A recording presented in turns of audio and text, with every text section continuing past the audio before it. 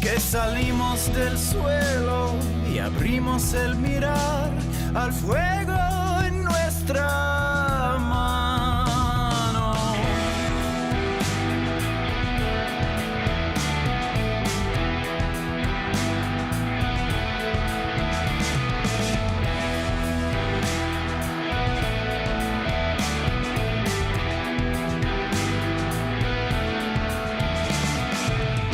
El fuego habló en lenguas, el tambor fue el sol.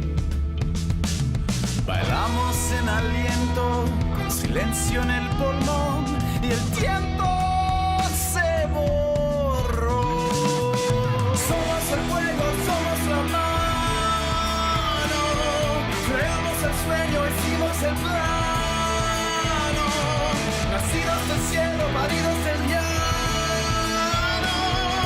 Somos el fuego, somos la mano.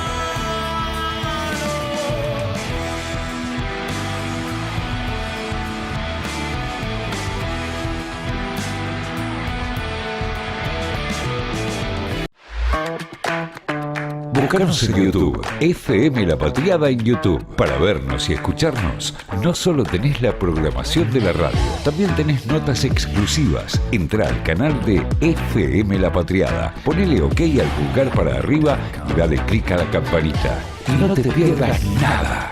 Escuchá y mirá FM La Patriada. FM La Patriada en YouTube. Estamos donde estás.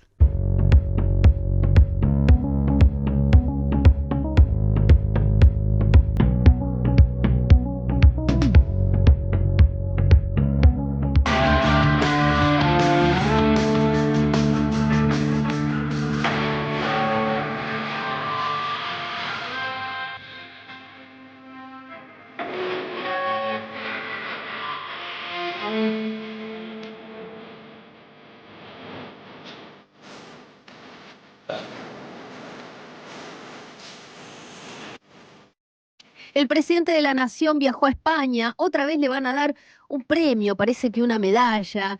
No es una visita oficial, otra vez esquiva al gobierno español, al que, por supuesto, critica y desconoce. Nosotros estamos bajo la presidencia de Victoria Villarruel, que como vicepresidente está a cargo, acta firmada mediante. Y, bueno, ¿qué le vamos a decir? El reinado, en realidad, es el de Karina Milei y el de Manuel Adorni. De eso y de mucho más vamos a hablar hoy en Doble Fondo. Mi nombre es Analía Argento. Me acompañan Martín Piqué y Javier Leikowicz. Doble Fondo, donde el periodismo evolucionó y se volvió normal. Bienvenidos al Año de la Moral. Sí, el presidente de la Nación dijo que este es el año de la grandeza.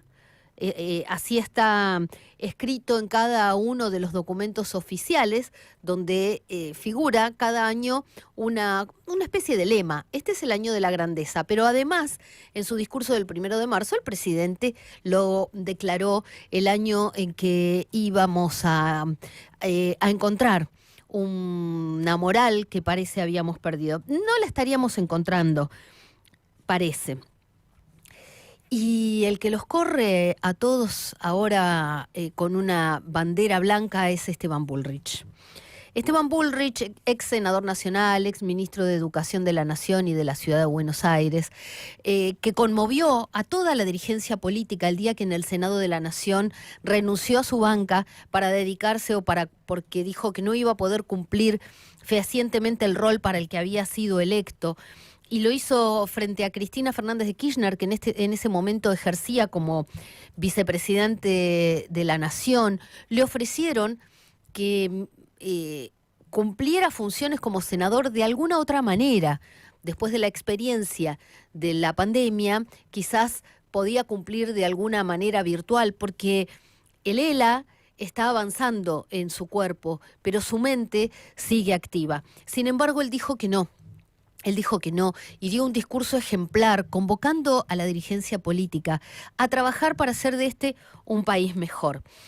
Hace poquitos días puso un mensaje muy breve y muy duro en las redes sociales. Dijo, es un corrupto, fin. Les estoy hablando, esto fue hace exactamente 15 días. Hoy le envió una carta a Mauricio Macri, que era su amigo y es actual presidente del PRO, en la que le dice que renuncia en forma irrevocable al PRO. Esto significa, no es que quiero que me quieran convencer, es irrevocable la renuncia. Recordó que tuvo el honor de fundar el partido, el PRO, junto a Mauricio Macri. Dijo que era difícil escribir estas líneas, habló de la honestidad con la que tomaba esta decisión. Y entre otras cosas dijo algo que dicen otros, como por ejemplo Abeluto. Nosotros lo hemos tenido en este programa. Desde hace ya un tiempo, dice Esteban Bullrich, me cuesta reconocer en muchas decisiones del partido el espíritu que nos dio origen. No se trata de diferencias tácticas ni de matices propios de cualquier fuerza política. Se trata de una distancia cada vez mayor entre los principios que decimos defender y las decisiones que finalmente adoptamos. Mi enfermedad me obligó a mirar la vida desde otro lugar. Me enseñó que el tiempo es demasiado valioso para vivir en contradicción con la propia conciencia. Dice muchas otras cosas más. Por ejemplo, en ese camino de reflexión fui comprendiendo que permanecer en el partido implicaba aceptar silencios y decisiones con las que ya no podía identificarme. La protección brindada a Manuel Adorni fue para mí el hecho que terminó de hacer evidente esa distancia. No porque crea que una persona defina el destino de un partido, sino porque las organizaciones revelan su verdadera identidad en aquello que dicen justificar, tolerar o defender. Cuando la conveniencia política comienza a pesar más que la responsabilidad ética, el liderazgo pierde su sentido más profundo. Tremenda, la carta es mucho más larga, habla de muchas cosas, le pide al PRO que pueda reencontrarse con el espíritu que inspiró su nacimiento. Es un cachetazo a la moral, a la ética, el de Esteban Bullrich, y además a mí me parece que es de una altura y de un compromiso. ¿Por qué lo digo? Porque la verdad es que Esteban Bullrich podría estar dedicándose a su enfermedad, a su familia, ¿no? En tiempos de individualismo podría decir, bueno, me dedico a este tiempo en que la enfermedad va avanzando sobre mi cuerpo a estar con los míos. No voy a estar mirando la sesión del Senado donde el peronismo estaba parado de un lado, la Libertad Avanza dejó las bancas, se paró del otro, y todo fue una fantochada, como también lo fue hace 2 días en la Cámara de Diputados. En Diputados decían, dijo Cristian Ritondo, no le vamos a hacer el show al kirchnerismo, votando la interpelación a Manuel Adorni. Y hoy era el PRO, el partido que en el Senado impulsaba este mismo proyecto, ¿no? Para interpelar al jefe de gabinete de la Nación. Pero todos sabían, el martes y hoy, que no iban a tener el número, que todos estaban especulando, y el gobierno incluso arriesga su propia agenda, porque la Libertad Avanza no se sentó a tratar por segunda vez, dejó de lado un proyecto de ley como es el de la extranjerización de las tierras, bueno, ellos le llaman inviolabilidad de la propiedad privada, para cuidar a Manuel Adorni. ¿Es más importante Manuel Adorni que los valores del PRO? ¿Es más importante Manuel Adorni que los valores del radicalismo, los que supieron tener, por supuesto? ¿Es más importante Manuel Adorni que las leyes que quiere aprobar Javier Milei? Está explotando todo, porque claro, los pases de factura son tremendos. Salió a contestarle a Esteban Bullrich, el secretario general del PRO, que es también el diputado nacional Fernando de Andrés, muy amigo de Mauricio Macri, y que de alguna manera conduce, cuando no está Macri, es el que organiza al partido en su nombre, y le dice que es injusta la carta de Esteban Bullrich. Todos se rasgan las vestiduras, todos dicen que están haciendo todo bien. Sin embargo, los mensajes que llegan desde el Congreso, desde la Casa Rosada, no se condicen con tantas palabras bonitas que dicen todos y con tantos lemas y tantas banderas que alzan en una y en otra fuerza política, ¿no? La verdad, hoy dan vergüenza. Y más vergüenza me da que lo quieran correr a Esteban Bullrich, porque, te guste o no, por ejemplo, la gestión que haya hecho en educación, cuando Esteban Bullrich se fue del Senado, lo aplaudían, se conmovían, y cada vez que la fundación de Esteban Bullrich hace una actividad, se conmueven, lo acompañan, se sacan fotos. Qué lindo es sacarse fotos, ¿no? Qué lindo es abrazarse para la foto, pero después, ¿qué pasa con la Argentina? ¿Qué pasa con los argentinos? ¿Qué pasa con los ejemplos de moralidad? A Edgardo Cuéllar casi que tendrían que perdonarlo. El senador nacional, ¿saben por qué lo rajaron? Porque primero lo encontraron con $200.000, parece nada, una propina al lado de lo que se están ventilando en distintos casos. El Martín Insaurralde de un lado, Manuel Adorni del otro. ¿Por qué lo entregaron a Edgardo Cuéllar? ¿La Libertad Avanza lo defendía? Porque no quería que la banca de Cuéllar la ocupara una dirigente de la Cámpora, que era su suplente para el Senado. Y el peronismo lo rajó a Edgardo Cuéllar porque votaba con la Libertad Avanza, se había pasado de bando. Bueno, de banda, podría ser también. Pero bueno, deseo sinceramente que el PRO pueda reencontrarse con el espíritu que inspiró su nacimiento, porque los partidos políticos, como las personas, solo perduran cuando tienen el coraje de volver una y otra vez a los principios que les dieron vida. Eso, si estamos seguros de que fueron principios honorables los que les dieron vida. ¿Qué más decir, no? ¿Qué más decir? Justificaciones que buscan y unos y otros, pero mientras tanto en el medio, Manuel Adorni sigue como si nada. El periodismo, la información y el análisis que otros no saben encontrar están en Doble Fondo, de 16 a 18. Escuchad Doble Fondo por FM La Patriada. Tremendas las imágenes que llegan de Venezuela, ¿no? Estábamos hablando fuera del aire con mis compañeros Javier Lecowich y Martín Piqué. Tremendo, ¿no? Y todavía cuántos desaparecidos que hay. Tremendo. Sí, la verdad que tremendo, sí. Sí, yo miré, tengo una colega con la que coincidí en un viaje. ¿Vieron esos viajes que a veces uno coincide con colegas de otros países? Y ella ponía en las redes sociales que estaban bien, pero que cuidaban la batería. Entonces, claro, ponen un mensajito en las redes sociales para que la gente sepa que están bien. Claro, ¿ella está en Caracas? Sí, en Caracas. Pero bueno, tremendo, ¿no? Tremendo. Es raro un terremoto en Venezuela. Son lugares donde uno generalmente no asocia con estos movimientos sísmicos. México, Chile, recordamos, ¿no? San Juan, por supuesto, en la Argentina, incluso aquel famoso terremoto de San Juan tuvo después implicancias para que se conocieran Perón y Evita, ¿no? Sí. En un evento que se hizo en el Luna Park para juntar fondos. Claro. Pero no me imaginé nunca que Venezuela podía ser el escenario de un terremoto de esta magnitud, ¿no? Sí. Bueno, en San Juan, por ejemplo, es una provincia donde la construcción ahora está pensada y está planificada para evitar, para prevenir, no para prevenir los sismos, sino los efectos de un sismo, ¿no? Parece es una guerra, parece que hubieran bombardeado, ¿no? Tremendo. 188 muertos, siguen las tareas de rescate. Es impresionante, es impresionante. Lo que sí, entre las buenas noticias que hay que dar, y después vamos a hablar de eso, se despertó la Corte, ¿eh? Sí. Aplauso para la Corte. La famosa cronoterapia, no sé si saben lo que es la estrategia procesal de dejar dormir, por eso cronoterapia, el paso del tiempo, la terapia del paso del tiempo, dejar dormir los expedientes. La Corte no tiene plazos.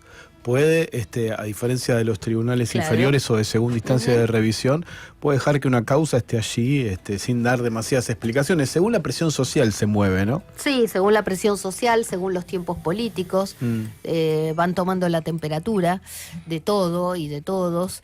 Ojo que después vamos a hablar sobre esto, pero el fallo alcanza a 2 artículos, no a toda la ley, que son los artículos que actualizan los saberes de los docentes, no docentes, y también fondos para estudiantes. Sí. Pero no toda la ley, no todo el presupuesto. Y recordemos que en el acuerdo que firmó el gobierno con las universidades hubo digamos, un pacto para que haya un aumento salarial. No se compensaba lo que estaban exigiendo en las universidades, pero fue como para salir un poco del paso. Y las universidades no resignaron, y le avisaron esto al gobierno, la demanda ante la Corte. Por eso es que, como no la retiraron, que la Corte tiene que fallar ahora. A mí me parece que empezaron a ver desde los 3 jueces que empieza a haber como un malestar. Todas las encuestas muestran que la justicia está mal vista. Sí. ¿No? Eso es ya un hecho. Pero bueno, hay ruido para modificarlo, que lo hemos hablado acá con Martín Piqué, hay mucho malestar, hay reclamos, hasta Miguel Ángel Pichetto está pidiendo anular fallos de la Corte. Entonces, bueno. Hace poco hizo declaraciones Lorenzetti, donde dijo que la situación de Cristina, para hablar de algo que también involucra a la Corte, ya se tomó una decisión y eso ya está terminado, dijo algo así, porque, Miguel Pichetto, el diputado ex senador por Río Negro, está planteando que el Congreso podría revisar la actuación de la Corte como última instancia judicial de la Argentina, en esa causa vialidad. Porque no sería el fallo, que ahí Lorenzetti está en lo cierto, no hay una instancia superadora al fallo de la Corte. Lo que pasa es que Miguel Ángel Pichetto está estudiando con un ex juez del Tribunal Superior de Justicia de la provincia de Río Negro, están estudiando la posibilidad de que se anule el fallo porque no se habrían respetado la posibilidad de ejercer el derecho a defensa de Cristina Fernández de Kirchner por la composición de los tribunales. Digamos, lo que está cuestionando es como el paso previo a la condena, ¿no? Uno de los temas puntuales que yo recuerdo, por ejemplo, los 2 fiscales que intervinieron en el juicio oral, que son Luciani y Sergio Mola. En el caso de Mola estaba designado para el distrito judicial de Rosario, para tribunales que iban a actuar en causas de narcos, y fue trasladado para conformar junto con Diego Luciani los fiscales que representaban al Ministerio Público en la causa vialidad en el juicio oral, ¿no? Hablando de jueces, hoy en el temario también el Senado tenía una serie de acuerdos, pero claro, al no haber sesión, eso no avanza. Pero el presidente de la Nación ayer, antes de subirse al avión, firmó las designaciones de los jueces. ¿Se acuerdan aquella famosa sesión de los 74 pliegos? Claro, donde estaba el caso de la cuñada de Hugo Alconada Mon. Sí, bueno, el presidente firmó... El pliego, El presidente firmó 73 de esas designaciones, excepto la de la cuñada de Alconada Mon. Es la única que no firmó, que en su momento el ministro de Justicia dijo, bueno, lo que pasa es que el tribunal para el que ella va a ser nombrada todavía ni siquiera está conformado. Mirá vos. Pero bueno, antes de subirse al avión hizo tomó esa decisión. Anoche otro gesto, ¿no?, de Karina Milei, que fue a la Cámara de Diputados, estuvo en el momento de la votación de la ley de Superrigui. Sí, que finalmente salió. Sí, acompañada por Iñaki Urlesaga, que otra vez reapareció, ¿no? ¿Se acuerdan que cuando la novia fue detenida porque estaba manejando alcoholizada y sin registro? Y que hizo unas maniobras en la playa, creo que era en Gesell o no recuerdo en qué playa era, o en el municipio de La Costa, unas maniobras temerarias, desapareció un poco, lo habían corrido porque había metido varias veces la pata, está otra vez full y estaba acompañándola para hacer videitos para las redes sociales. Yarif Menem también, que era otro que a veces lo cuestionan. Parece que Karina Milei está como empeñada en mostrar, acá estamos nosotros y somos los que mandamos. Claro, porque están conformando, vos lo mencionabas a Yarif Menem, su propia tropa digital. Claro. Que ya no solo sea las fuerzas del cielo y el espacio, digamos, digital de Santiago Caputo los que defiendan al gobierno en las redes, ¿no? Claro, más carinismo, digamos. Tal cual, tal cual. Más carinismo. Bueno, ¿gobierna Karina Milei? Se preguntan algunos. Victoria Villarruel se encarga, a cada persona con la que se reúne se encarga de decirle eso para que después, si alguien les pregunta, difunda esa información. Ayer les hicimos una pregunta. ¿Qué no sueltan? Yo estoy ahí, todavía no decidí qué voy a hacer con el teléfono fijo.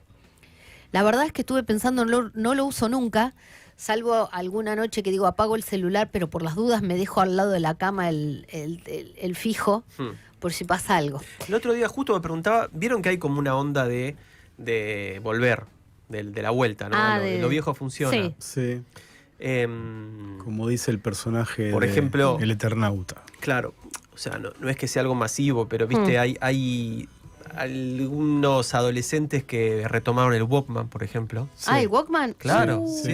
Hay bueno, como una onda. El vinilo ni hablar, ¿no? Bueno, el vinilo, claro, es el Pero caso. tiene su justificación. Voy a buscar mi Dixman. Sí.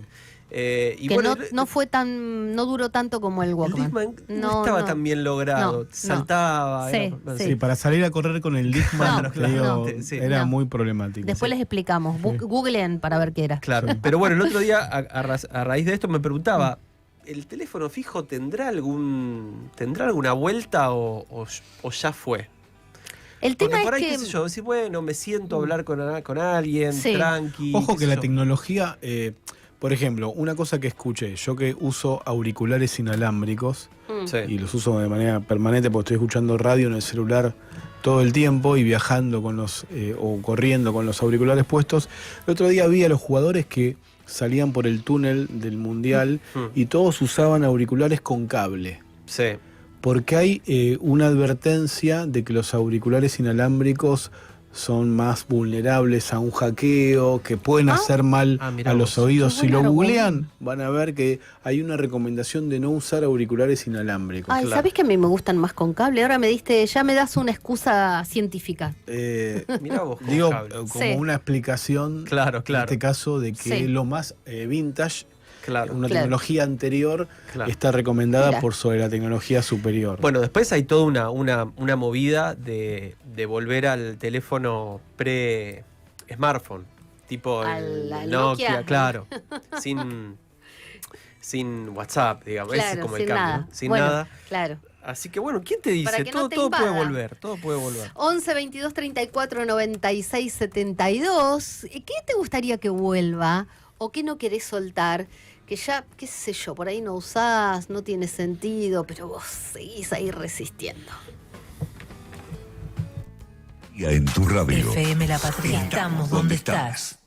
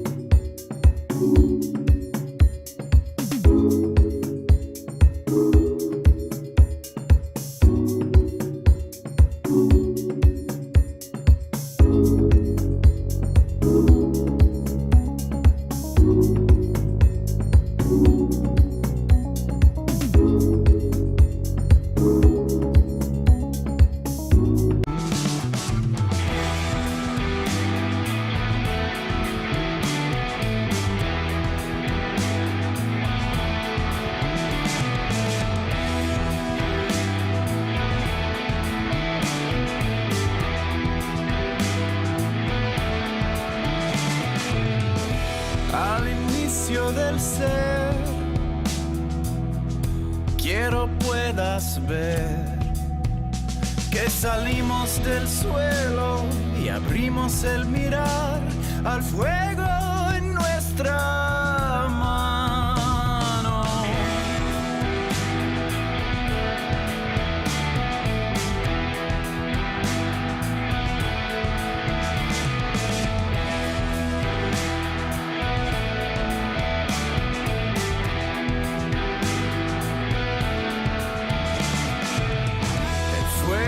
Habló en lenguas, el tambor fue el sol, sin aliento, con silencio en el pulmón y el tiempo se borró. Somos el fuego, somos la mano, creamos el sueño, hicimos el plano, nacidos del cielo, paridos del llano. Somos el fuego, somos la mano.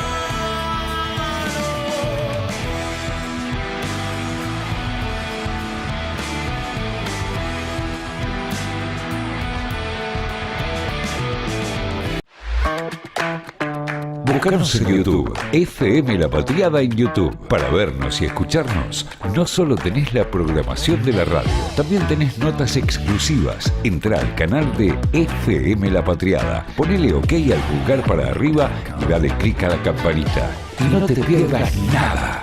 Escuchá y mirá FM La Patriada. FM La Patriada en YouTube. Estamos donde estás.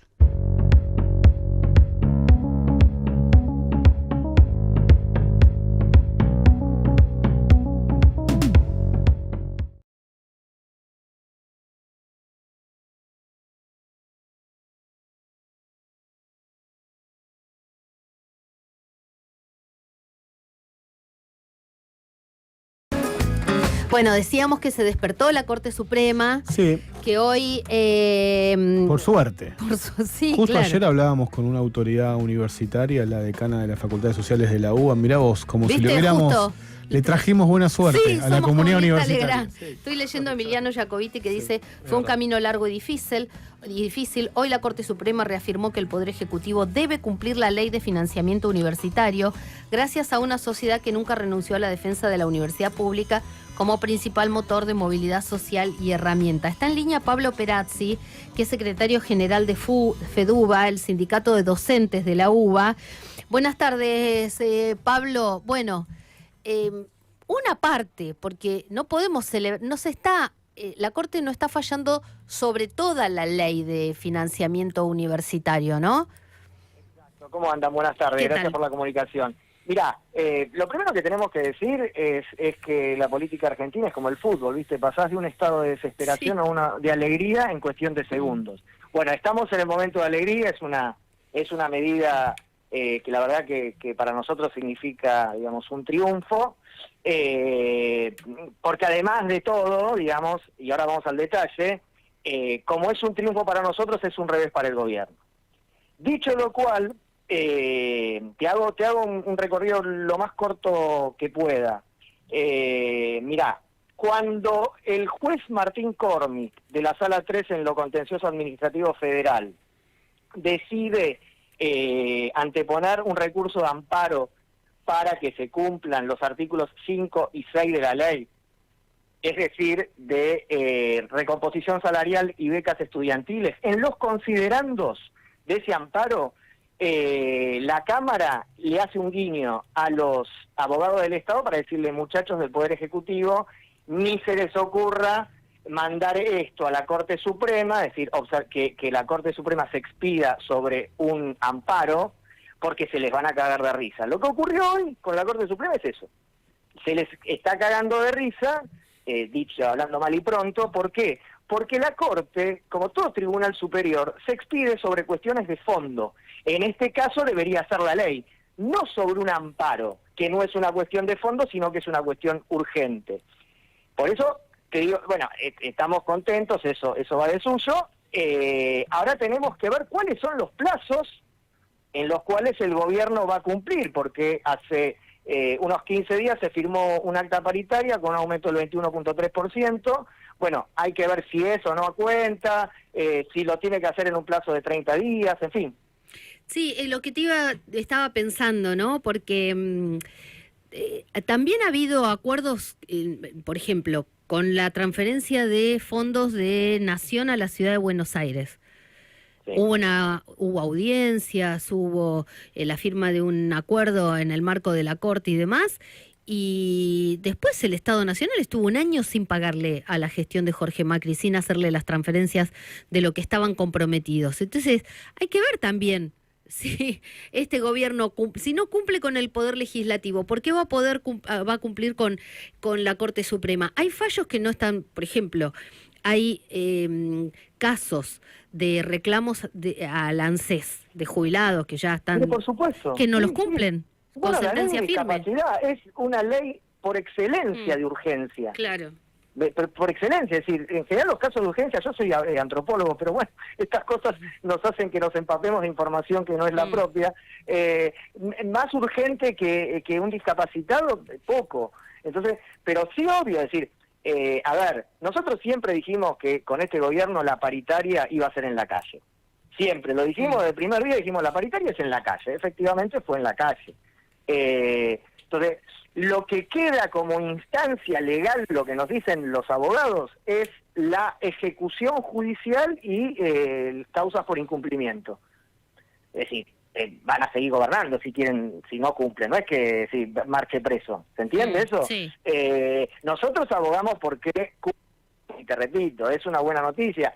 A ver, en el caso de, viste, cuando se firmó el acta paritaria, bueno, hubieron sindicatos que respaldaban el acuerdo. Bueno, nuestros afiliados la verdad que rechazaron el acuerdo porque lo que decían era cumplamos con la ley, no, digamos, no le demos, no hagamos concesiones con el gobierno. Bueno, pero no todos pensaron lo mismo. Bueno, este fallo de la Corte, que se aceleró por un pronto despacho que pidió el CIN a través de Franco Bartolacci a fines de la semana pasada, principios de esta, no recuerdo, bueno, es el resultado de esto, digamos. Pero estamos en un berenjenal jurídico, con un gobierno que todos los días se corre el arco, y en una deriva autoritaria que, bueno, todos la conocemos. Pero así estamos ahora. Claro. La ley de financiamiento universitario sigue judicializada. Acá Claro. lo único que atiende esto, por eso la información de algunos medios de que el gobierno tiene que cumplir con la ley de financiamiento universitario es parcial, si no equivocada, porque tiene que cumplir con los artículos 5 y 6, que Claro. son los que están amparados por esa cautelar con carácter de urgente, son Claro. salarios y becas. Salarios y becas. Exacto.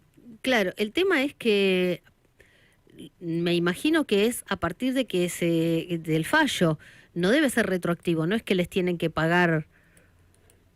Sería Mirá, hermoso, pero no creo.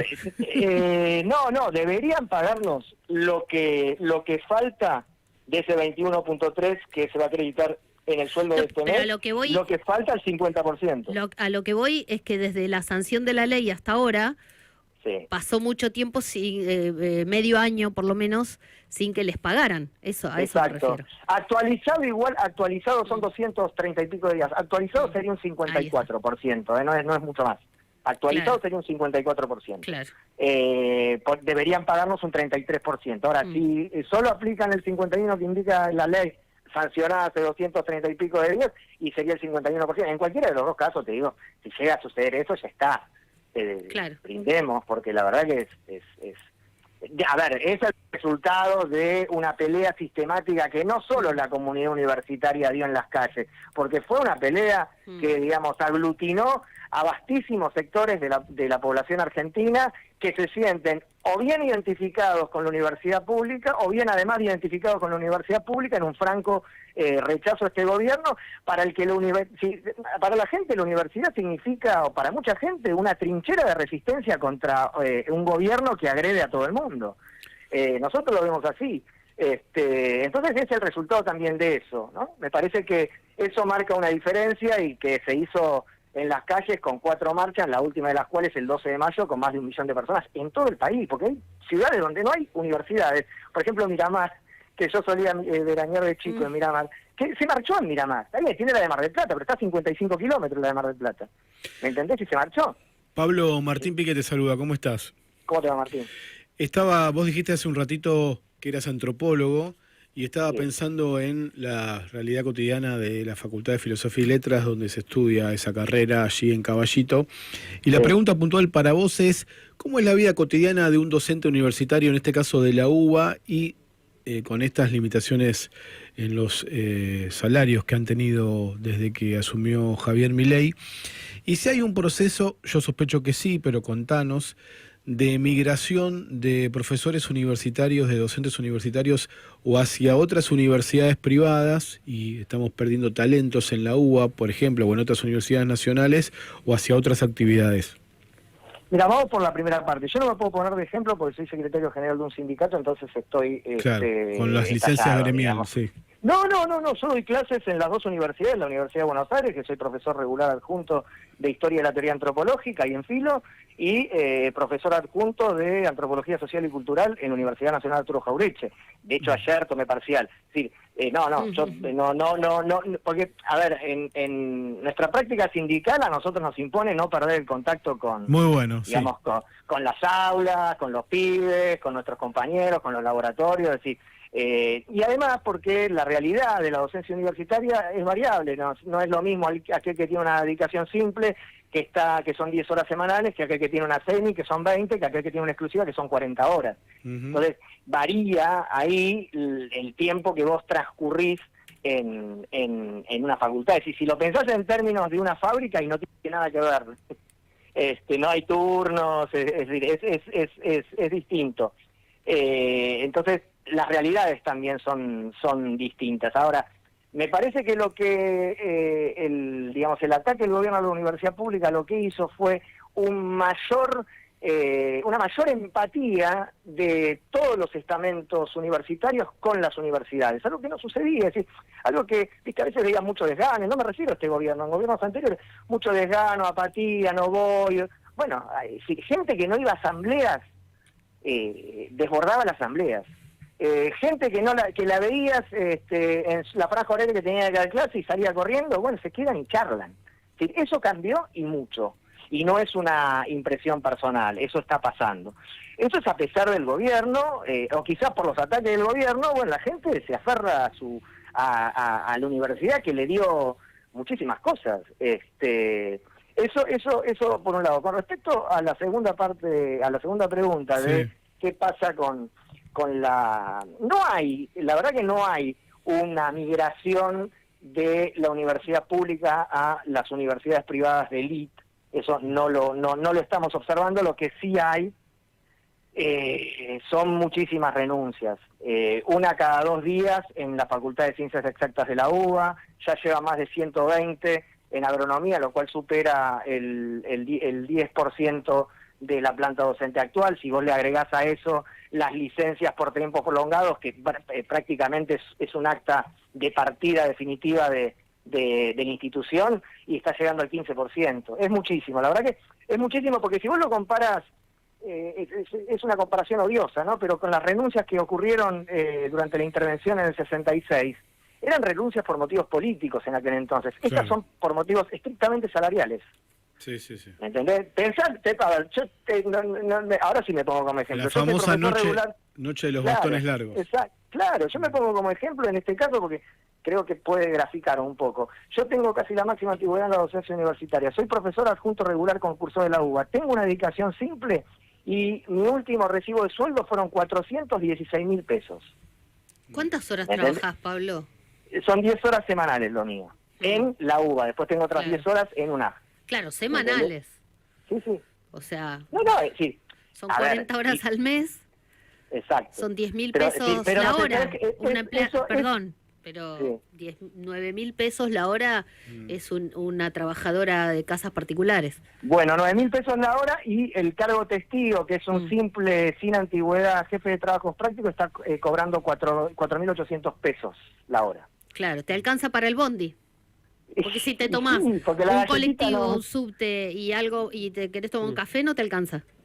Exacto. No, exacto, por eso nosotros seguimos diciendo, no, vamos por todo, sí. A ver, peleemos por la ley de financiamiento universitario, que no es solamente recomposición salarial y becas, es una política más intensiva en materia de investigación, inyectar la plata que corresponde para el sostenimiento de los complejos hospitalarios universitarios, implica gastos de funcionamiento, sí, implica, a ver, porque capaz que la gente piensa que nosotros estamos haciendo una revolución en materia de comunidad universitaria. Nosotros estamos queriendo que la situación vuelva a ser como en noviembre de 2023, que no es que estábamos bárbaros, claro. ¿no?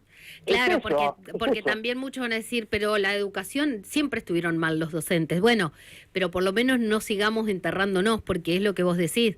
Si no, ya, digo, es cierto, hay un montón de, ediliciamente hay muchas universidades que necesitan recursos, hay algunas que tienen más recursos que otras.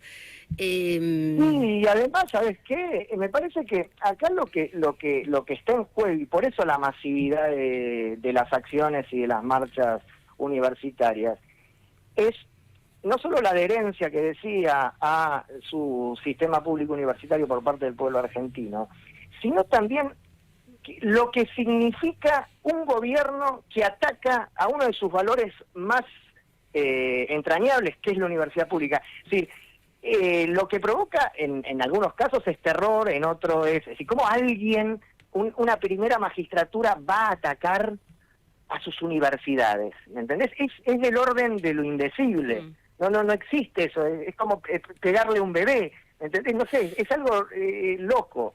Bueno, eso me parece que es lo que generó una reacción de tipo anticuerpo. Claro. ¿No? Sí, sí. Me parece. Porque podría ser, yo entiendo que quieran eficientizar el gasto, hacer auditorías, eso se Sí, entiende. preguntale a Adorni, que nosotros Claro. la última vez que hablamos estábamos a la vuelta de lo de Adorni haciéndole la clase ¿Viste? pública. Sí, Claro. no, una Claro. cosa, Ah, una cierto, eras vos. eficiencia.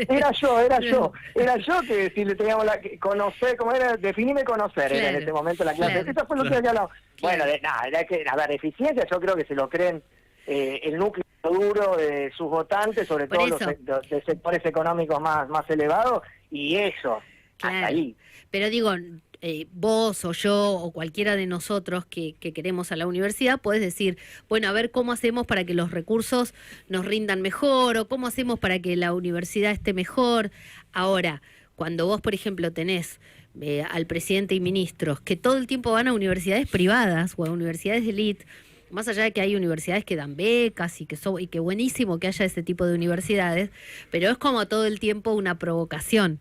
Es lo que vos decís, todo el tiempo pelearse, todo el tiempo Absolutamente. y estigmatizar, porque entonces por ahí hay gente que dice, "Y no, pero viste, que mi hijo no lo voy a mandar a filo, que mirá, están los zurdos, no sé qué". Bueno, esperemos que la próxima rendición, estamos ya casi a fin de mes, que el próximo salario esté contemplado. El aumento se debe estar contemplado porque ya mandaron el instructivo de liquidación, Sí. es decir, la plata va a estar, pero bueno, yo voy a pasar a cobrar 501.000 pesos, así que me siento afortunado. Claro. Pero eso, espera, estás diciendo con el acuerdo. Con el aumento del Por 21.3. eso. Pero yo digo, Yo paso de 4.16 a Claro. 502.000 pesos. pero si fuera el fallo de la Corte serían 600.000. Sería, no, sí, un poquitito más, es verdad. Sí. No, sí, pero no modifica. Sí modifica no te querés a las ilusionar. dedicaciones, sí modifica las dedicaciones exclusivas con antigüedad, pero es el 20% de la planta docente total. Vos pensás que tenemos 366.000 docentes. Solo el 20% de ellos cobra una dedicación exclusiva, que estarían pasando a cobrar 2.200.000 pesos. Claro. Tampoco es que es un sueldo, digamos, No, tampoco. exorbitante, Porque, ¿no? claro, cuando uno dice 1,5 millones, 2 millones, vos decís, parece mucha plata. Y después cuando empezás a pagar las cuentas, no es mucha plata. Pero si tenés que alquilar, nosotros lo vemos No. en los que entran a la docencia con 26, 27 años que tienen que alquilar, se le van mínimo 700 lucas en un alquiler de 2 ambientes. Sí, mínimo. Si tenés familia, si tenés hijos. Bueno, sí, eso es un lujo, digamos. Claro, Claro, sí. claro.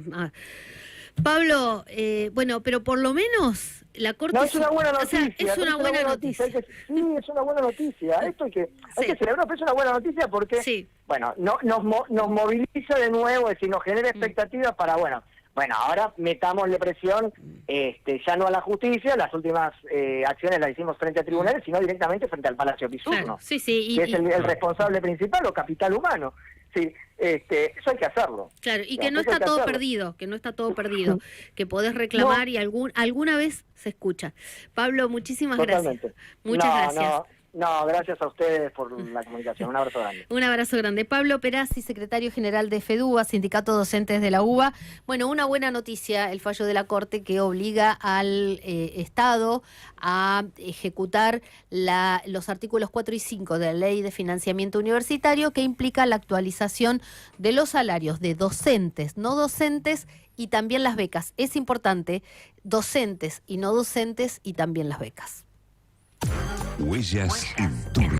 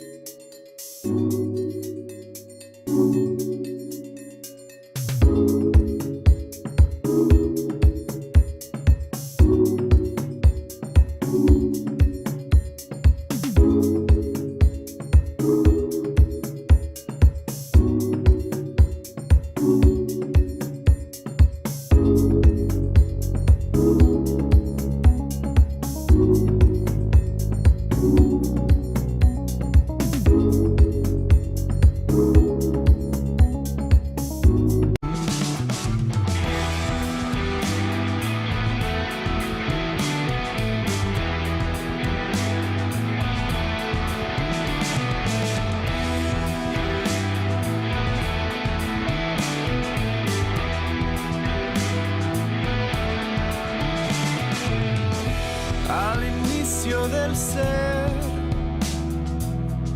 quiero puedas ver que salimos del suelo y abrimos el mirar al fuego en nuestra mano.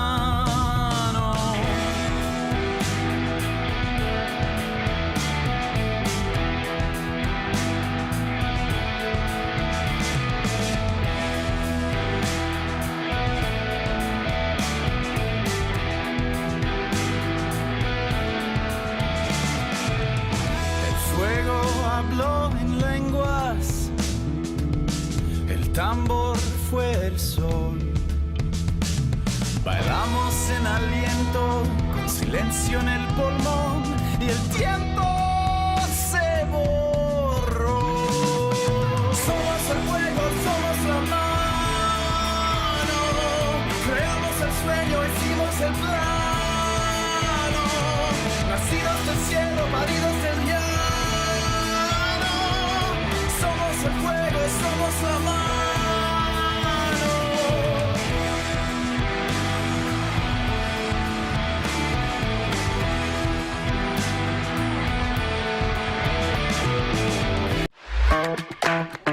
Búscanos en YouTube, FM La Patriada en YouTube. Para vernos y escucharnos, no solo tenés la programación de la radio, también tenés notas exclusivas. Entrá al canal de FM La Patriada, ponele OK al pulgar para arriba y dale clic a la campanita. Y no te pierdas. Pero acá está Doble Fondo, donde la mentira pierde por goleada.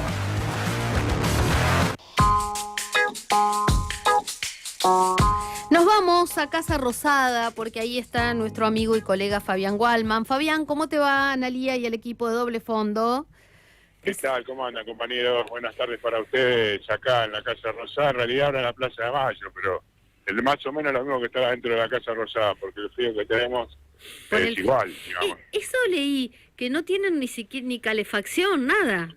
Es como... No tenemos calefacción.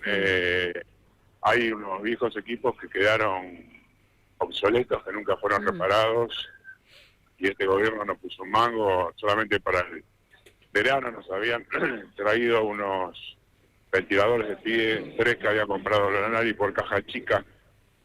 Actualmente algunos colegas traen unos caloventores, pero es lo que tenemos. Claro. Nunca fue, digamos la verdad, nunca fue muy linda la sala de periodistas. Es como una cajita en el medio de la casa, rosada. Lo que por lo menos era operativa, porque uno estaba ahí, podía acceder a la información, hablar con funcionarios. Ahora estamos como en un limbo, ¿no? Porque el vocero presidencial, Adrián Rabier, va a asumir mañana. El secretario de Comunicación y Medios, Fabián Fernández, tampoco asumió todavía. Entonces no sé cómo están trabajando. Te iba a preguntar primero, ¿fuiste al baño? ¿Te acompañan? ¿Todavía te vigilan. Es más, recién salí para ir al baño, efectivamente, antes de venir para acá, y también pasé por la cafetería, y está una persona de la Casa Militar en los pasillos controlando que no crucemos ni trasladamos de ninguna otra puerta, que no sea justamente la de la cafetería, o la del baño, o la que da a la salida, por la que nosotros recorremos, que es en la última puerta de Balcarce, casi sobre Hipólito Yrigoyen, por donde acceden el correo. Claro. Es el lugar que no tienen asignado. Porque hay un ingreso que es, si uno está de frente a la Casa Rosada, el que es más a la izquierda, es por donde entra todo el mundo, los invitados. Efectivamente, donde entramos todos, con la huella, Balcarce 24, está el del medio, que es el central, que es por el cual todos escribimos el famoso como 50. sinónimo de Casa Rosada, Balcarce 50, y este que es Balcarce 76, que está en el otro extremo, y por el cual ingresamos solamente prácticamente nosotros, los periodistas acreditados, quizá alguien más, pero los únicos que, por ejemplo, sufrimos una requisa constante todas las mañanas somos los periodistas. Pero sin la huella, ¿no? Es con una credencial. No, la huella no la tenemos, no la tenemos más. Nos toman un presente cuando ingresamos a la Plaza Seca, es decir, atravesamos la reja. Luego ingresamos por esta puerta que te decía, y allí hacemos el escáner de la mochila y después un paleteo, es decir, con el escáner personal a cada uno de nosotros. Pará, ¿el cuerpo también? Porque lo del escáner... el cuerpo también. El cuerpo también. Pero eso ni... A los únicos, digamos, algunas veces entrando por Balcarce 24... había alguna orden de que lo hagan a todos los que ingresaban. Pero aquí en Balcarce 76, a los únicos que lo hacen es a los periodistas. Yo me he peleado en más de una oportunidad con la gente de la Casa Militar porque es una vergüenza. Pero es peor que en un aeropuerto, porque en el aeropuerto pasás como en Balcarce 24 por un arco, digamos, ¿no? No, y también en el aeropuerto también a veces te paletean. Pero alguna vez, no siempre. Sí. Si te sonó algo, si cuando pasaste por el arco, el aro ese, no es un arco, es como una puerta. Si ahí por eso, si te suena algo, si no te suena, no te... Bueno, acá, por ejemplo, yo me saco absolutamente todo, dejo todo adentro de la mochila, y no me suena nada. Y te toquetean. Y sin embargo, así todo me paletean de frente. Es un hostigamiento, absolutamente no tiene ningún otro sentido que este. Más, hay algunos funcionarios, algunos miembros de la policía que lo hacen y otros que no. Están realmente podridos. Yo he hablado con funcionarios de la Casa Militar que me dicen que les parece ya a esta altura una vergüenza. Claro, porque más le resta personal que tienen que dedicar a cumplir funciones que son absolutamente innecesarias, y que no se sienten, digamos, también basureados por una acción que no es la que ellos están destinados. Sí, Fabián, ¿y el nuevo vocero o el nuevo secretario de medios se dieron una vuelta ya por la sala de prensa? ¿Todavía no? No, todavía no. Entiendo que todavía no. Pregunté hace un ratito si iba a estar el nombramiento en la jornada de hoy. Habría que ver si efectivamente esta mañana o Rabier en ese anticipo de lo que va a ser su tarea y en esta presentación que hará mañana, que será con nosotros pero sin nosotros, o sea, delante de los periodistas pero sin una conferencia de prensa que será recién el martes, ya tiene la resolución firmada con su cargo al hombro. Eso te iba a Hasta preguntar, ahora porque el no presidente no está. El presidente no está. Entonces... Pero es un rango, ese entiendo que lo puede hacer el jefe de gabinete directamente eso, porque no es una Claro. jura. Sí. No es una jura, es un secretario de Estado. Pero va a haber un acto, ¿cómo es? No, va a presentarse ante la Cámara va a y le venir va a hoy. la ciudadanía, ¿no? Claro. No, va a ser una especie de stream. Una presentación, sin contestar Una preguntas. presentación. Claro, efectivamente. ¿Y Adorni? ¿Va a estar ahí Adorni? Yo en principio entendería que sí. No sé si Qué efectivamente se va a cumplir. Bueno, pero igual no nos va a contestar nada Adorni. Claro. Manuel Adorni no va a contestar nada. Es una incógnita esa, es verdad, Ana, bien planteada. Pero entiendo que sí va a estar Fabián Fernández, cada uno con una función ya asignada dentro del mismo equipo. Fernández como el vocero no oficial y Rabiel como el vocero oficial. Claro. Fabián, ¿no lo vas a extrañar a Manuel Adorni? Porque convengamos que en las redes sociales te hizo un poquito famoso. Porque la gente... No lo convengamos, no lo es así, no lo convengamos, es así. Es así. No, ahí no tengo nada que negar ni ocultar acerca de esta situación. Claro, y lo otro que pasó, porque, bueno, los que son oyentes de esta radio saben que Manuel Adorni tenía muchas veces unos cruces con Fabián y con algunos otros colegas que le hacían preguntas, ¿no? Que el problema es que ahora a los funcionarios no les gusta que les hagan las preguntas obvias, que pueden no contestarlas si no quieren, pero no retarte, y entonces a veces te retaba, o después recortaban cosas de Fabián y las subían a las redes como para chicanearlo, para tirarle a los trolls. Utilizaban la expresión que lo domaba. Que lo domaba, sí. Sí, Ahora, el domador domado, Sí. como me lo dicen mucha gente que se me cruza en la calle, que lo vuelvo a agradecer 100 y 1000 veces más, porque la verdad es que reconforta encontrarse con gente de a pie que te agradece y te devuelve con un mimo, porque de otra forma fueron momentos bastante duros y sí. Y que realmente siguieron mal. Bueno, pero vayamos a lo Pero lo concreto, que te iba a porque vos preguntar, una cosa, que lo que se dice es que la indicación a los nuevos funcionarios es que no tienen que repetir esa forma de comunicar. Sí. Bueno, a ver, eso es lo que te dicen, digamos, el entrenamiento y el coaching está a cargo de la escudería de la Fuerza del Cielo de Santiago Caputo.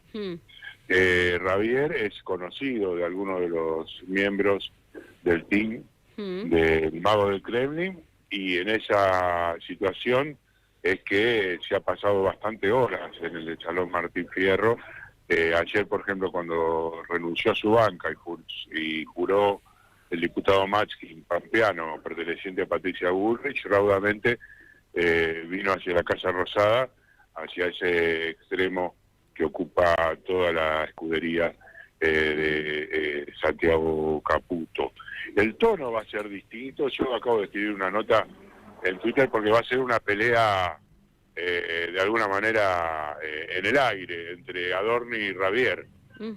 Las comparaciones van a estar a la orden del día, los cuestionamientos acerca de cómo se expresa Rabier, dejando de alguna manera atrás un Adorni engreído y realmente hablando desde un tono y una calidad bastante poco humana, no solamente hacia los periodistas, sino al resto de la población, de lo que esperan que Rabier haga. Ahora, la cuestión va a estar es si efectivamente va a cumplir su papel desde ese lugar, tomando en cuenta que el principal objetivo de Javier Milei es que la batalla cultural esté a la orden del día, y quien explique y exprese, disculpen que estoy en el surce, y exprese el contenido de la todo lo que tiene que ver con la situación económica, digamos, pueda ser tan convincente como para hacernos creer que los argentinos vivimos en un país que no es el que tenemos en nuestros bolsillos. Claro. Fabián. Y para cerrar, sí, la duda está en las respuestas políticas, claro, en la posibilidad que va a tener sí o no Adrián Rabier para poder contestarnos en un contexto en el cual no está preparado, y esa es la principal duda que surge en estos momentos. Claro. Y lo otro, ¿qué clima había hoy? si es que, porque al no haber todavía alguien en funciones de la comunicación, ¿qué clima había hoy con lo que pasó en el Senado? Con esta decisión de Patricia Bullrich de levantar al bloque y que para salvar a Dorni no hubiera sesión y no se avanzara con proyectos que la Casa Rosada esperaba votar. Entre comillas te podría decir de triunfo. De triunfo porque consiguieron acordar con el PRO una estrategia para poner la interpelación en dos actividades, primero para la semana que viene y después para la sesión del día 8. Claro. La reunión de la Comisión de Asuntos Constitucionales es una resolución en común, digamos, que definió el gobierno, que acató Patricia Bullrich y la llevó a la práctica, y esto se verá recién el 8 de julio, más allá de haber atrasado, por supuesto, el tratamiento de lo que tiene que ver la inviolabilidad de la propiedad privada, que es una ley cara a Sturzenegger y, por supuesto, a Milei. Así que, en líneas generales, se podría decir que lo que plantean es una situación de haber logrado, así como lo hicieron en la Cámara de Diputados, una solución espejo que resolvió un tema urticante para sostener un vocero que, bueno, a un jefe de gabinete que, bueno, de jefe de gabinete prácticamente no tiene nada porque el poder político ya tiene prácticamente recortado. Fabián Wallman, gracias por estar ahí, por contarnos todas las intimidades de la Casa Rosada. Por ahí mañana, bueno, vamos a estar atentos a lo que pase en el acto. Gracias, Fabián. Abrazo grande. Gracias. Fabián Wallman desde Casa Rosada.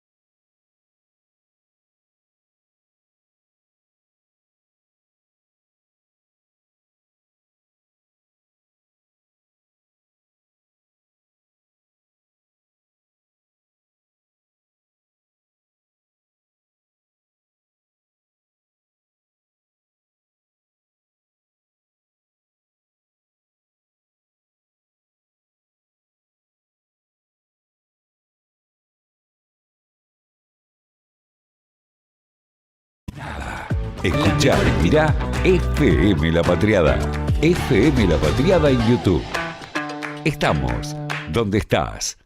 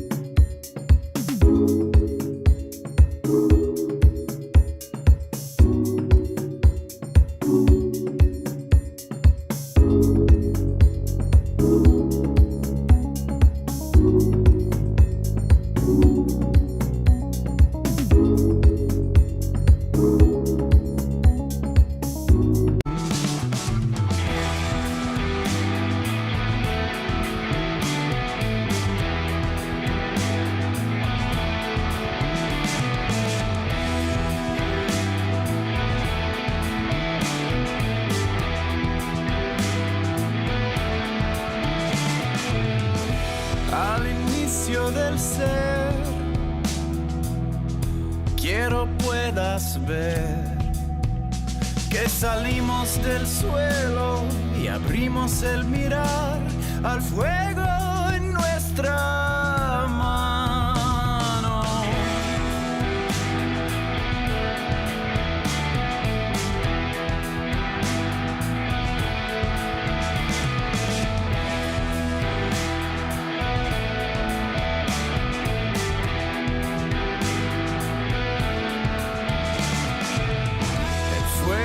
Habló en lenguas, el tambor fue el sol. Bailamos en aliento, con silencio en el pulmón, y el tiempo se borró. Somos el fuego, somos la mano, creamos el sueño, hicimos el plano, nacidos del cielo, paridos del llano. Somos el fuego, somos la mano. Piqué, de 16 a 18, das la vuelta con FM La Patriada.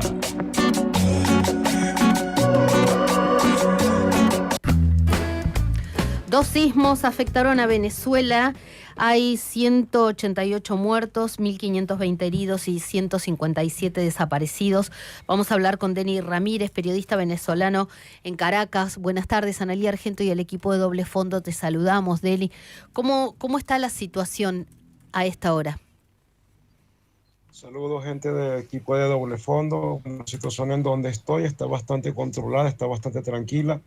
Te recuerdo que donde yo viví el sismo, no hubo grandes destrozos de edificios, no hubo grandes colapsos. Donde vivo, los colapsos fueron en cornisas y bueno, vivo cerca de centros hospitalarios donde ha llegado gente. Entonces, en esos sitios la situación está tranquila. En los sitios donde la cosa está bastante caliente, que es hacia el este de Caracas, todavía están recuperando cuerpos y están también rescatando personas. Y bueno, en el estado de La Guaira, que es donde se ha presentado la mayor cantidad de afectados, más de 40 edificios cayeron, es donde está ahorita el asunto bastante complicado. Ahí es donde se está viendo que la afectación mucho más grande, y por eso las cifras que has dado son las cifras oficiales, por supuesto, cifras en las que nos tenemos que basar, y tomando conciencia de que estas cifras van a ir en aumento durante las próximas horas. Hay un informe que acaba de llegarme, y es que un equipo de rescate de República Dominicana ya arribó a la nación. La presidenta comentó de que era el primer equipo de rescate que llega de los que han prometido llegar, gente de El Salvador, gente de México también está por venir, entre otros países, para trabajar en las labores de rescate.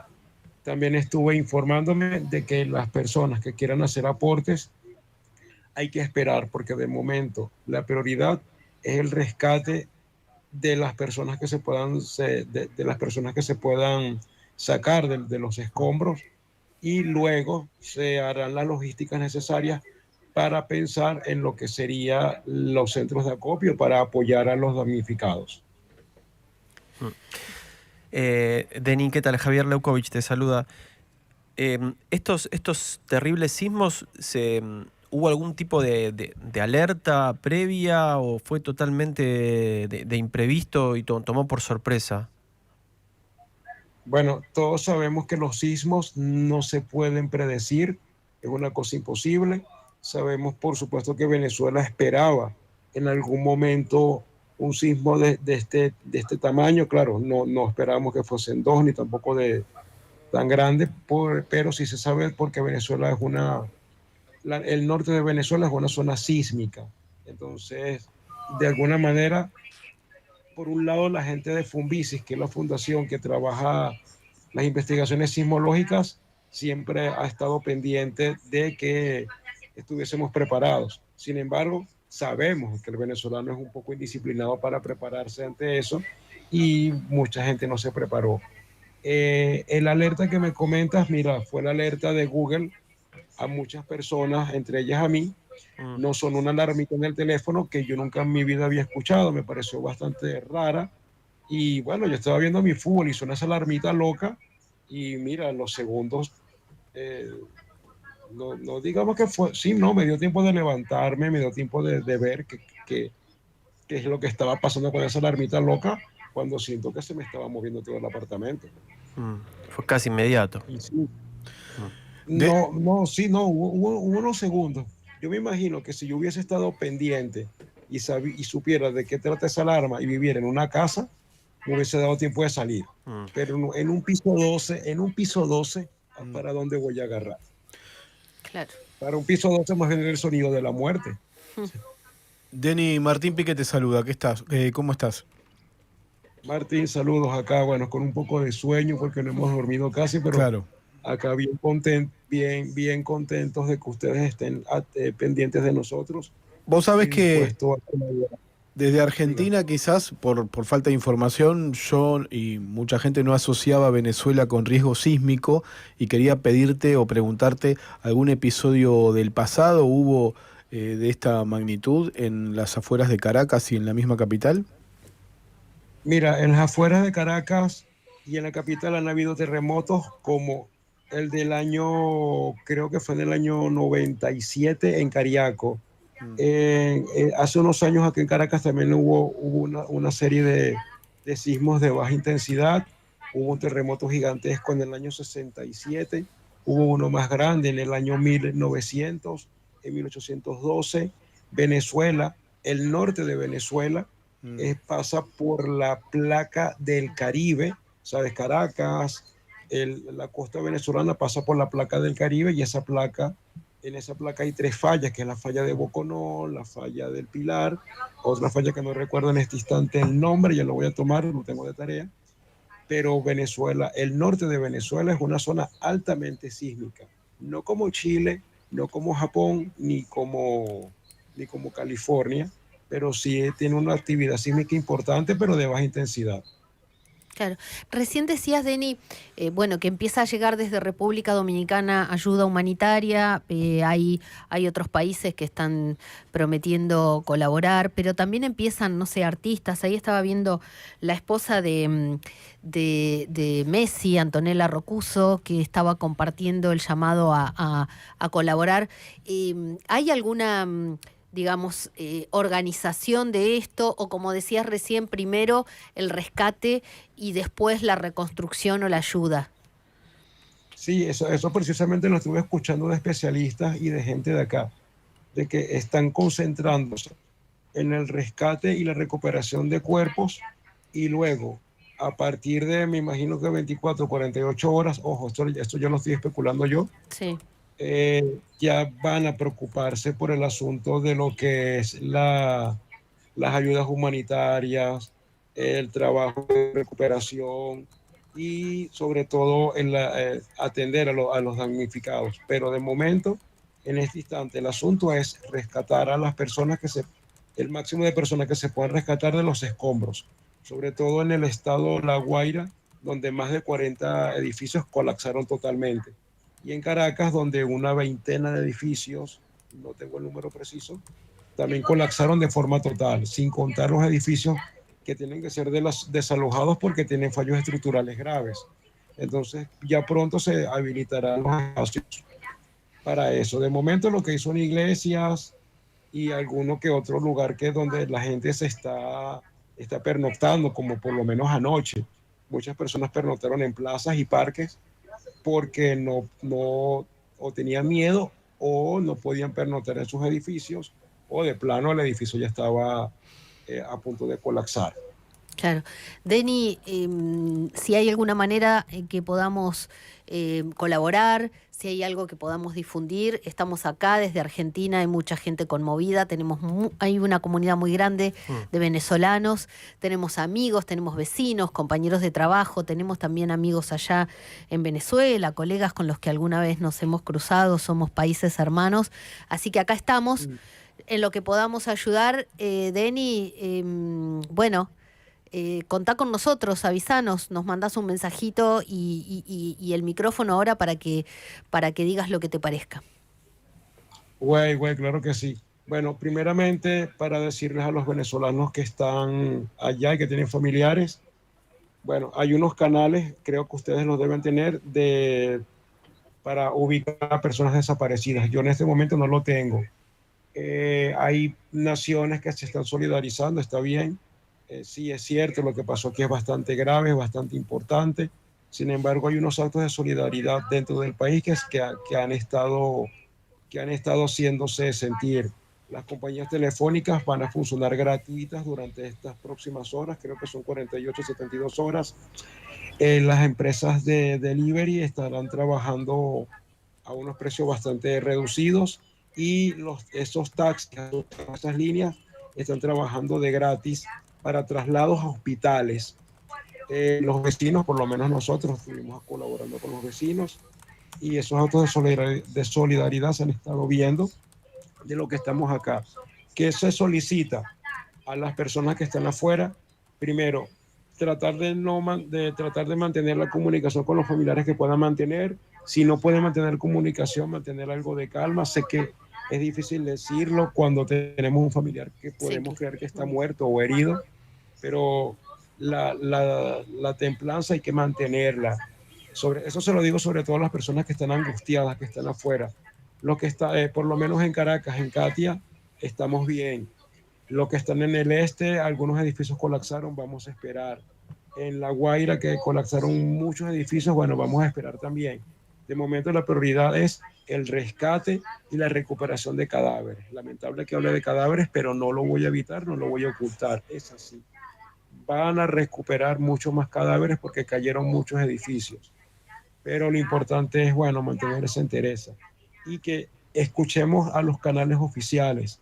Vamos a evitar caer en la trampa de las redes sociales y de los influencers, porque ellos no manejan información precisa ni correcta. La información está en los canales oficiales, en los periodistas certificados, que hemos estado trabajando en esto de manera seria y tratamos de mantener un lenguaje ecuánime donde, mira, sí tenemos una tragedia, pero también se está trabajando. Entonces, ¿qué pasa en estas primeras horas? Pensar en la recuperación en la recuperación de infraestructura va para después. ¿Qué es lo que falta ahorita? Recuperar cadáveres y rescatar a las personas que estén vivas. Luego esperar la orden oficial para iniciar lo que sería recuperar infraestructura, recoger material de apoyo en alimentos y medicinas. Eso va para después. Aún no, porque si ustedes se ponen ahorita a crear centros de acopio, se van a colapsar y van a recoger cosas que de repente acá no necesitamos. Claro. Entonces vamos a esperar un ratico, vamos a esperar un momentico y ya el gobierno dirá o las autoridades especialistas dirán, mira, este es lo que hace falta, vamos a enfocarnos en comprar esto. No en recopilar cosas que de repente vayan a ser sobrantes y que no se vayan a utilizar. Denny, te agradecemos muchísimo esta comunicación. Un abrazo enorme desde Argentina. Denny Ramírez Reyes, periodista venezolano. Muchas gracias. Gracias a ustedes, por favor, y estemos bien atentos, de verdad que sí. Un cariñoso abrazo grande. Abrazo grande. Era Denny Ramírez Reyes, periodista y periodista venezolano desde Caracas. Encuentro en tu radio. FM La Patriada. Estamos donde estás. Estamos donde estás.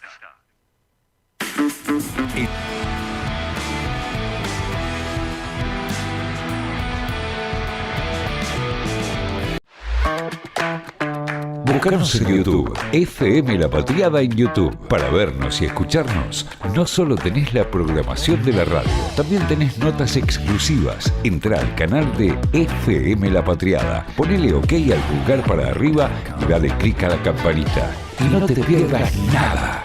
Escuchá y mirá FM La Patriada. FM La Patriada en YouTube. Estamos donde estás.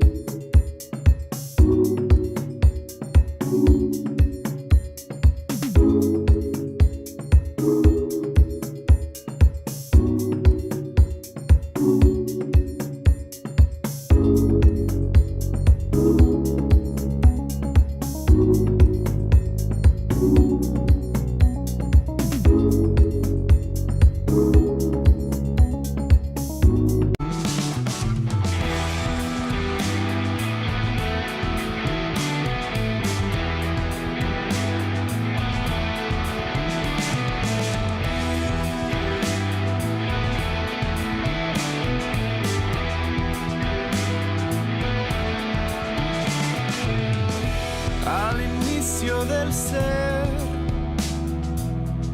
quiero puedas ver que salimos del suelo y abrimos el mirar al fuego en nuestra mano.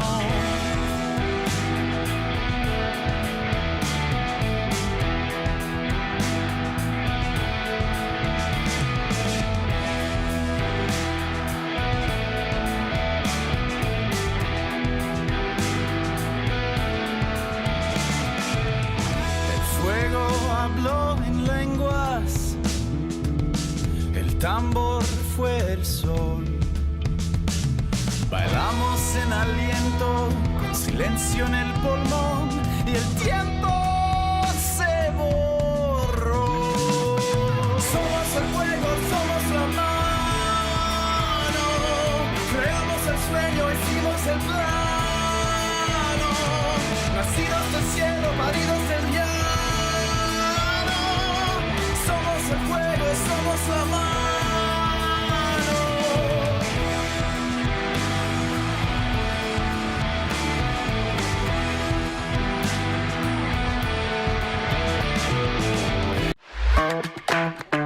Búscanos en YouTube, FM La Patriada en YouTube. Para vernos y escucharnos, no solo tenés la programación de la radio, también tenés notas exclusivas. Entrá al canal de FM La Patriada, ponele OK al pulgar para arriba y dale clic a la campanita. Y no te pierdas nada.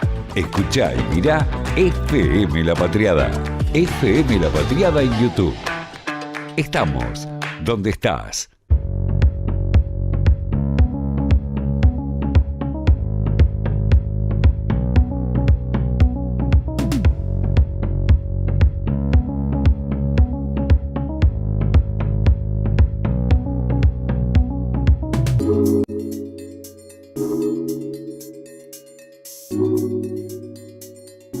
Con Analía Argento, Javier Leukovics y Martín Piqué. De 16 a 18, terminás la tarde acá, en FM La Patriada. Bueno, el doble fondo de hoy de Martín Piqué va un poquito más allá de lo cotidiano, pero bueno, memoria, verdad y justicia, podríamos seguir diciendo tantísimos años más en la Argentina.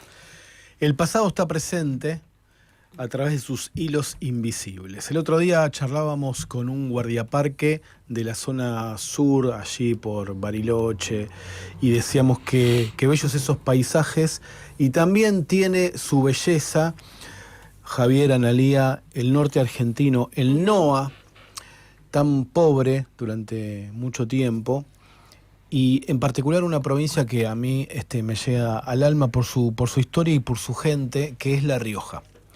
Si yo les pregunto qué puede ser para ustedes el bien más disputado, el más añorado, lo que, bueno, significa el cambio en la calidad de vida de manera inmediata para los riojanos, ¿ustedes qué me contestarían? Piensen en la tierra de La Rioja. Y el agua. Tal cual, el agua. El conflicto social en La Rioja históricamente es quién tiene el agua. Donde el agua escasea, el agua es un bien mucho más preciado que en ese sur tan hermoso también. A su manera, La Rioja es también un paisaje lleno de arcillas, lleno de gamas de ocres y de beige y de marrones, poca vegetación o vegetación que es semidesértica o árida. En algunas partes hay valles donde el agua abunda, pero es todo un tema. Casi podemos decir que cómo se distribuye el agua en La Rioja es política de Estado. Y hay una figura que para la historia de La Rioja es un mártir, y para la Iglesia Católica, por decisión del Papa Francisco, es un beato, así se lo declaró en el 2019, que fue el obispo Enrique Angelelli, asesinado. Se simuló un accidente de tránsito en la ruta que va desde el Chamical a la capital de La Rioja, pero fue asesinado durante la dictadura. Y voy a hablar de este tema, Analía y Javier, porque estamos llegando a las fechas del aniversario número 50 de ese episodio que ocurrió en agosto de 1976. Pero primero me voy a detener, ya que arranqué con una suerte de introducción sobre la importancia del agua en La Rioja, con esos hilos invisibles que conectan el pasado con el presente. El 13 de junio de 1973 ya era el obispo Angelelli el prelado a cargo de la diócesis de La Rioja, y llegó de visita a un pueblo de La Rioja que se llama Anillaco. Cerca de ese pueblo había una finca en el departamento Castro Barros, en Anillaco, La Rioja, una finca que hacía mucho tiempo estaba en un litigio por una suerte de sucesión que había fallecido el propietario original, la tierra estaba en litigio y estaba abandonada durante décadas, había campesinos que se habían instalado allí, y lo que propuso el obispo Angelelli fue cooperativizarla, y además de cooperativizarla y facilitar la tenencia de esa tierra en parcelas pequeñas para pequeños campesinos, organizar a los campesinos en una cooperativa que pudiera acceder al agua. Entonces ese 13 de junio llegó para las fiestas patronales de Anillaco, el patrono de la ciudad o del caserío del pueblo es San Antonio. Estamos hablando de 1973, Carlos Saúl Menem era el gobernador de La Rioja, llegó Angelelli, y el hermano del gobernador, el hermano mayor, Amado Menem, tío del presidente de la Cámara de Diputados, de Martín Menem, que es el hijo de Eduardo, porque son 3 hermanos, Amado el mayor, Eduardo y Carlos, que fue el presidente fallecido que todos recordamos. Bueno, lo recibe Amado Menem junto a sus hijos César y Manuel Menem al obispo Angelelli, junto a un grupo de comerciantes y de terratenientes, y le empiezan a tirar piedras, le impiden realizar la celebración religiosa en la capilla del lugar y en definitiva terminan ante la pasividad policial expulsando de Anillaco por ser un obispo rojo o un obispo comunista. ¿Cuál era el pecado que había cometido para esos hombres poderosos de Anillaco, entre los cuales, insisto, estaba Amado Menem, el hermano mayor de Eduardo y de Carlos Saúl y el tío de Martín Menem? Bueno, digamos, error para ellos que había cometido era tratar de organizar a los pobres de La Rioja y que pudieran acceder al agua. La historia, lo voy a decir a muy trazo grueso, de Angelelli, bueno, termina de manera trágica porque después del golpe militar hay un interventor federal que era un coronel del ejército que lo tenía obviamente entre ceja y ceja, tenía como blanco móvil al obispo Angelelli. El 18 de julio del 76, 2 sacerdotes, Carlos Murias y Gabriel Longueville, muy cercanos a Angelelli, fueron asesinados. 18 de julio, faltan aproximadamente 22 días para que se cumplan 50 años de esos episodios. Carlos Murias y Gabriel Longueville aparecieron mutilados en la vía pública, cubiertos por mantas del ejército, y el entonces interventor federal, que era el coronel del ejército Pérez Bataglia, oriundo de San Nicolás, provincia de Buenos Aires, prohibió que los medios provinciales difundieran un comunicado del obispo que denunciaba a las autoridades por la responsabilidad de estas muertes, que claramente eran homicidios. Y a sus cercanos le dijo Angelelli: ahora vienen por mí. El 4 de agosto de 1976 volvía con un sacerdote, Arturo Pinto, en un auto desde el Chamical hacia la capital de La Rioja. Había ido al Chamical para investigar las muertes de sus colaboradores y tenía papeles que comprometían al interventor federal, que era integrante de las Fuerzas Armadas, como dije, del ejército argentino, cuando, según un testigo, estaban yendo, como dije, desde el Chamical hacia la capital provincial, un Peugeot 404 claro los sobrepasó, y después, esto lo declaró después el sacerdote que iba con el obispo, que sobrevivió, se produjo como una explosión, y a partir de ese momento no recuerdo más nada, dijo el cura Pinto, que sobrevivió. A unos metros del auto, después llegó un camionero y se encontró con el cadáver de Angelelli, que estaba de cara al cielo, con los brazos extendidos, estoy leyendo literal del expediente, hacia atrás, descalzo y con la piel de los talones raspados, pero sin marcas similares en el rostro o la calva. Le decían el pelado Angelelli porque, obviamente, por obvias razones. Según la justicia, los autores de lo que claramente fue un homicidio habían arrastrado el cuerpo desde el vuelco hasta esos metros, y el camionero que vio el cadáver dijo que estaba ubicado con llamativa prolijidad, derecho y sin magulladuras. Bueno, se cumplen ahora, el 4 de agosto del 76, 50 años del asesinato de Angelelli, unas semanas antes el asesinato de sus principales colaboradores, que fue, digamos, el increyendo de la persecución criminal y genocida hacia el obispo comprometido en la opción por los pobres. Y se hizo una película sobre Angelelli, la verdad que es muy linda, se llama Un tropiezo de ternura, se va a exhibir en Buenos Aires y en otras partes. Por supuesto, en La Rioja están preparando actividades muy importantes, pero aquí en Buenos Aires también. Por ejemplo, el cura Paco Olveira está preparando alguna actividad al respecto. Y pudimos conversar con el director de la película, que se llama Carlos Ruiz, riojano, por supuesto, sobre la película Un tropiezo de ternura, documental sobre la historia de Angelelli, y nos decía lo siguiente. Próximo se van a cumplir 50. A ver, ahí lo escuchamos, me parece. Bueno, es Carlos Ruiz, perdón. Estamos viendo el afiche de la película, sí, ¿no? La película se llama Un tropiezo de ternura, biografía de Enrique Angelelli. Ahora sí lo podemos escuchar. Carlos Ruiz. El 4 de agosto próximo se van a cumplir 50 años del asesinato de Monseñor Enrique Angelelli, quien fuera obispo de La Rioja, asesinado por la dictadura cívico-militar. No fue el único, sino que 15 días antes, el 18 de julio, también asesinaron a 2 de sus sacerdotes, los sacerdotes de Chamical, un francés, Gabriel Longueville, y otro cordobés, Carlos de Dios Murias. También asesinaron a un campesino, Wenceslao Pedernera, en Sañogasta, el 25 de julio de ese mismo año. Y una semana después se produce el asesinato del obispo Angelelli. La justicia tardó 32 años en condenar a los asesinos en uno de los juicios más emblemáticos que se llevaron a cabo para juzgar los crímenes de la dictadura, un juicio que se realizó en La Rioja en el año 2014. Las causas de su muerte estuvieron durante muchísimos años teñidas de la desinformación.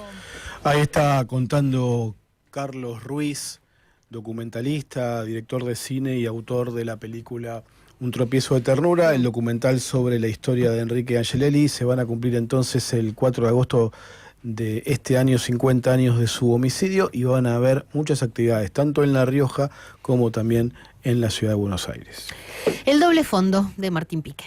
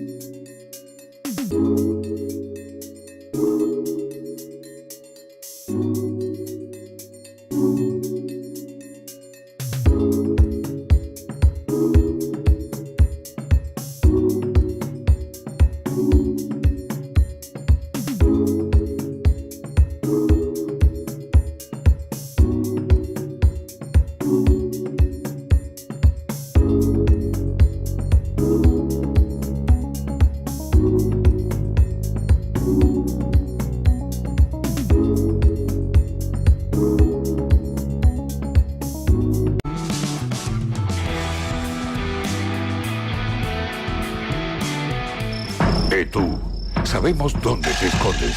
Pescado podrido. Entrégate y tendrás un juicio justo. Doble Fondo. Periodismo clásico.